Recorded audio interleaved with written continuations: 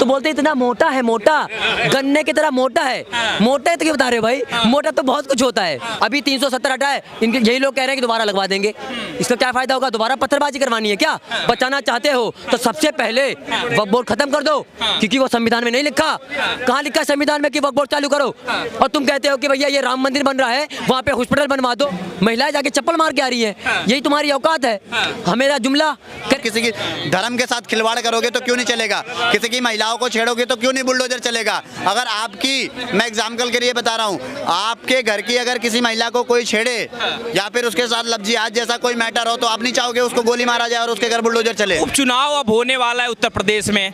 कह रहे हैं कि जैसे अयोध्या में हराया है राहुल गांधी, ये जाके गुजरात में कर रहे हैं, जैसे अयोध्या में हराया है तो अब शायद उपचुनाव में भी वही कॉन्फिडेंस बोल रहा हो कि भैया अब हरा देंगे इनको। पहली बात तो इसमें 10 सीटों पे उपचुनाव होने वाला है। 10 सीटों में से 10 सीट भाजपा जीतने वाली है। मैं गारंटी के साथ, दावे के साथ कह सकता हूँ।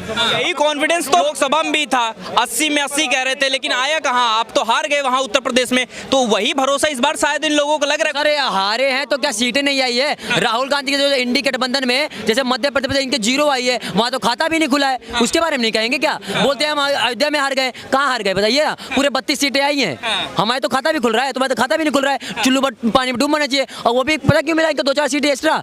8,500 रुपए का खटाखट आया भी तो। अच्छा, इनकी सीटें वहाँ पे जीते भी, सांसद भी रहे, लेकिन जितने महिलाएं वहाँ दफ्तर में गई 8,500 रुपए लेने के लिए, चूना लगा दिया। क्यों भैया? महिलाएं जाके चप्पल मार के आ रही है, यही तुम्हारी औकात है?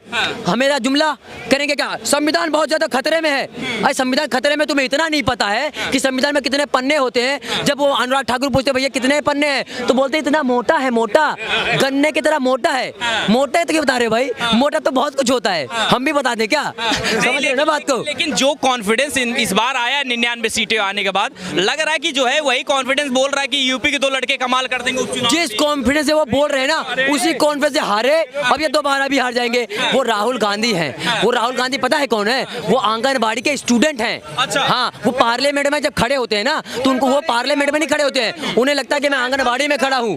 वो टॉपर है वहाँ के। अरे भैया, जब तुम लेके संविधान घूम रहे हो, बोल रहे हो कि संविधान खतरे में है, और संविधान में लिखा है कि आप जो है पार्लियामेंट में कोई भी चित्र नहीं दिखा सकते, आप चित्र दिखा रहे हो वहाँ पे, भोलेनाथ की दिखा रहे हो, वाहेगुरु की दिखा रहे हो, और उसके बाद क्राइस्ट की दिखा रहे हो। क्यों संविधान तोड़ रहे हो भाई?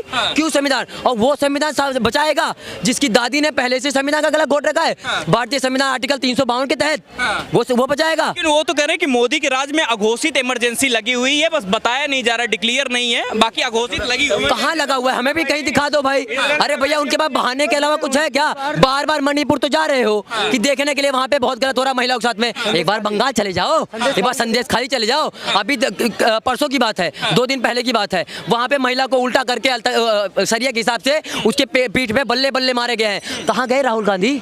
हैं?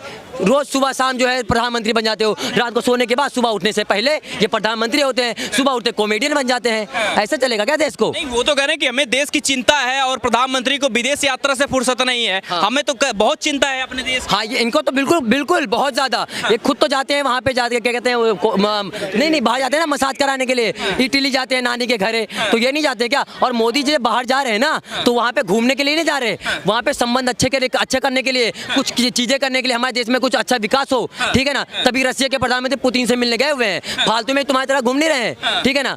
और इनके आपके हिसाब से क्या लग रहा है कि जो नरेशन सेट कर रहे हैं राहुल गांधी की संविधान खतरे में आ जाएगा, आरक्षण हट जाएगा, जीना मुश्किल हो जाएगा, तो ये सब काम कर रहा है, जनता है समझ जा रही है? खतरे में एक चीज आ रही है, बताएं आपको। खतरे में सिर्फ ये कांग्रेस पार्टी आ रही है, अब की बार पूरा खत्म हो जाएगा। हाँ, वही खतरे में है। पब्लिक से पूछेंगे आप ना, तो इस बार कांग्रेस पार्टी गई, क्योंकि इनके जो क्या कहते हैं बैसाखी बोल रहे हैं ना, बीजेपी के उसमें बैसाखी लगी हुई है। भैया, तुम्हारा तो पूरा पोलियो मार दिया है, बिल्कुल एक्सपायरी डेट हो चुकी है, सारे पड़े हुए हैं।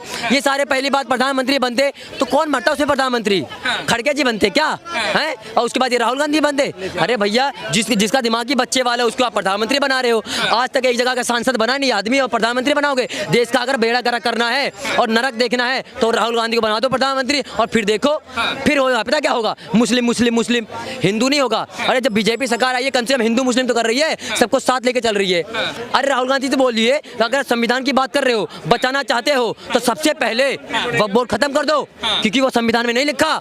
कहाँ लिखा है संविधान में कि वक्फ बोर्ड चालू करो?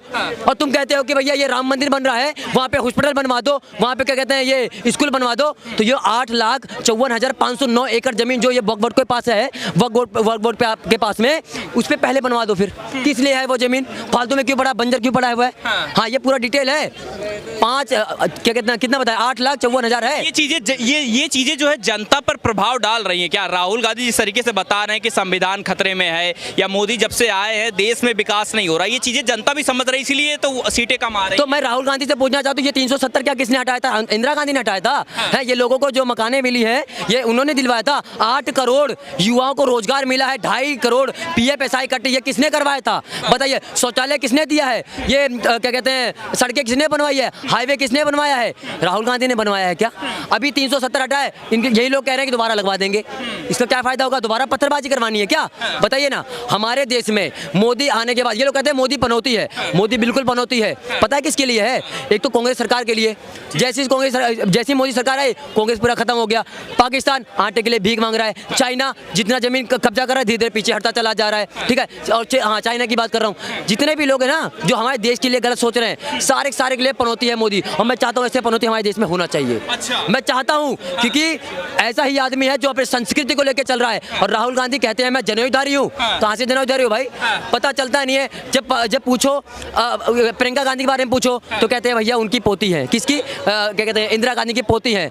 अब पूछ लो पप्पू किसके, मतलब राहुल गांधी किसके पोते हैं, तो कोई नाम नहीं लेता कि भैया फिरोज खान के पोते हैं। कोई लेता है नाम? नहीं लेता है, क्योंकि फिरोज खान के पोते हैं। इसी बात पे विवाद हो जाता है। तो पहले बात तो पता चलना चाहिए ना। ये कह रहे हैं ना कि जब अभी यूपी का उपचुनाव जब चल रहा है तो ऐसे में माहौल लग रहा है कि काम करेगा, कि 2 लड़के जो कमाल किए हैं पिछले लोकसभा में, इस बार भी उपचुनाव में कमाल करके तो फिर दिक्कत हो जाएगी। बहुत कमाल करेंगे। फिर वहीं पे बीजेपी आ जाएगी, क्योंकि इस बार एजेंडा नहीं चलेगा। लोगों को पता चल चुका है कि जितना भी एजेंडा यूपी में चलाया गया है, बाकी देश में चलाया गया है, संविधान को लेकर 8,500 रुपए लेकर, इस बार नहीं चलने वाला है। इस बार फिर योगी सरकार ही वहाँ पे आएगी, बीजेपी सरकार आएगी। ये मैं देखिए, योगी जो वहाँ पर हैं, मैं उनको बीजेपी सरकार ही बोलता हूँ, क्योंकि वो डबल इंजन की सरकार है। हाँ, जब कोई गलत काम करता है ना तो पूरा बुलडोजर मुंह में डाल दिया जाता है। ये लोग कहते हैं भैया घर क्यों तोड़ा जा रहा है? अरे भैया तुम किसी की बहन बेटी को छेड़ के दिखाओ, फिर पता चलेगा तुम्हारा घर कहाँ दिखेगा। और कुछ लोग कहते हैं ये तो फिर कहा जाता है ना कि मुसलमानों को टारगेट करते हैं। यूपी में योगी जो है टारगेट कर रहे हैं। तो आप एक बात बताइए, टारगेट कर रहे हैं तो जब उनका घर तोड़ा जाता है तो पहले दिखाया जाता है कि ये देखिए आपका लड़का, ये देखिए पत्थर मार रहा है, आपका लड़का लड़की छेड़ रहा है, आपका लड़का देखिए एक लड़की के साथ रेप किया है, उसके बाद आपका घर तोड़ा जाता है। कुछ लोग कहते हैं घर नहीं तोड़ा जाएगा। क्यों नहीं तोड़ना चाहिए? घर तोड़ा, कुछ लोग कहते हैं गोली मार दो, डायरेक्ट रेप करता है। नहीं, एक काम करो, पहले उनका घर तोड़ दो। घर इसलिए तोड़ दो कि अगर आप घर तोड़ दोगे ना, पूरा घर तोड़ जाएगा, आप रास्ते पे आ जाओगे। फिर आने वाले जितने भी लोग आस पड़ोस में माँ बाप होंगे पूरे यूपी में, वो पता क्या बोलेंगे? वो बोलेंगे बेटा आप हर लड़की को अपनी बहन मानियो।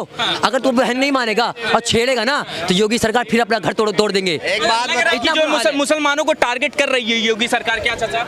नहीं, ऐसा नहीं है यूपी में, क्योंकि कहा यही जा रहा है कि मुसलमानों को टारगेट नहीं किया। मुसलमानों को सबसे ज्यादा मोदी जी ने वो किया, सबसे ज्यादा। बताओ। हाँ, सबसे ज्यादा। भरोसा तो नहीं कर रहे हैं ना मुसलमान, और देने के बाद भी भरोसा नहीं करे, क्या करें? देखिए अभी रामपुर का किस्सा ले लीजिए, ठीक है ना। रामपुर में 523 सीटें हैं, ठीक है। वहाँ पे सबको आवाज़ दिया गया, सबको सारी सुविधाएं दी गई, लेकिन एक वोट वहाँ से भाजपा को नहीं मिला ना। तो ये गद्दारी है कि नहीं है? और देखिए जो अवैध जगह पर बनाओगे तो टूटेगा ही टूटेगा, ठीक है। चाहे वो कुछ दिन पहले, आप 2-3 साल पहले पता होगा, कानपुर में पत्थरबाजी हुई थी पुलिस वालों के ऊपर। पत्थरबाजियां आप कर रहे हो। अभी थोड़े दिन पहले, ज्यादा दिन की बात नहीं है, मंदिर में बछड़े का सर काट के फेंका गया था। एक किसी हिंदू कौम के धर्म के साथ खेलते हो, जहाँ पे 1000 लोग जो जाके प्रार्थना करते हैं उस मंदिर में, तो क्यों नहीं आपके घर पे बुलडोजर चलेगा? जब आप किसी की धर्म के साथ खिलवाड़ करोगे तो क्यों नहीं चलेगा? किसी की महिलाओं को छेड़ोगे तो क्यों नहीं बुलडोजर चलेगा? अगर आपकी, मैं एग्जाम्पल के लिए बता रहा हूँ, आपके घर की अगर किसी महिला को कोई छेड़े या फिर उसके साथ लफ्जियात जैसा कोई मैटर हो, तो आप नहीं चाहोगे उसको गोली मारा जाए और उसके घर बुलडोजर चले? चाहोगे ना? लेकिन लग रहा है कि यही डर दिखा के राहुल गांधी यही कह रहे हैं ना कि यही डर दिखा के कि मुसलमानों को डराया जा रहा, चीजें की जा रही, इसलिए यूपी में आपकी हार हुई, संविधान खतरे में है, चीजें बदल जाएंगी, यही तो दिखा रहे हैं ना। अगर मुसलमान डरे हुए होते तो क्या किसी के मंदिर में बछड़े फेंकते? किसी की बहन बेटी के साथ लफ्जियात करते? किसी को बीच रोड पे चाकू मारते?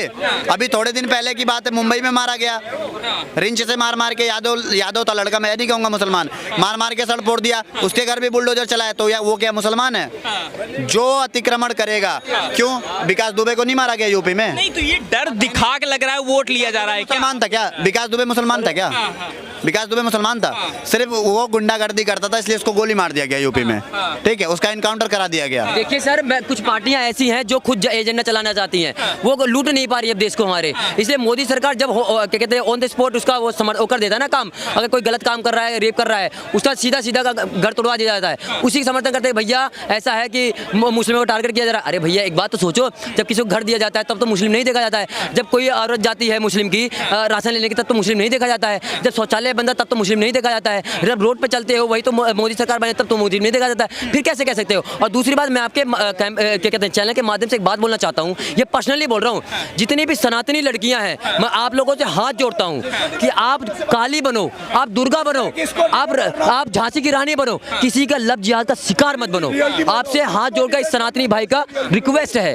आपको लग रहा है कि ये डर काम कर जाएगा क्या? यूपी भी इस बार भी काम करे, क्योंकि पिछली बार काम किया है, इस बार सर देखिए, लोग जो है बहुत ज्यादा ना दिमागदार हो गए हैं, वो देख रहे हैं कि कौन काम कर रहा है, कौन एजेंडा चला रहा है। उनको पता है कि कांग्रेस के समय 65 साल से कोई भी योजना नहीं मिली है, हमारा उनको घर नहीं मिला है, सड़कें बिजली पानी नहीं मिली है, तो अब जो लोगों को मिला है वो लोग बिल्कुल बीजेपी सरकार को समर्थन करेगी, और जो अभी चुनाव होने वाला है सही पार्टी को समर्थन करेगी। मैं कहता हूँ यही कि अगर जो अच्छा काम करे आपके लिए, जो योजनाएं लेके आप उसका समर्थन करो, सभी लोगों को बिल्कुल कहना चाहता हूँ। तो लगता है इस बार